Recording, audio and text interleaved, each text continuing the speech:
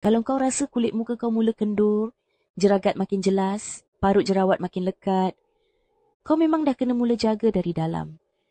Dulu aku pun fikir cukup dah dengan skincare. Cleanser mahal, serum glowing, mask viral. Tapi makin pakai, kulit makin stres. Bawah mata makin gelap. Pipi makin kosong. Dan bila tengok gambar lama, aku sendiri terkejut. Nampak sangat beza muka aku yang dulu dengan sekarang.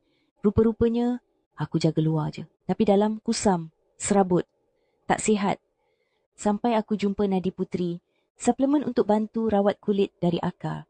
Bahan utama dia, buah cahaya suci.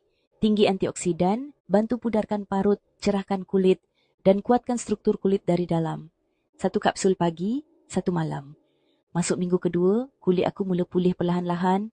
Tak naik jerawat baru, parut makin pudar, warna kulit makin sekata. Yang paling aku suka, aku tak perlu cover muka aku dengan filter lagi.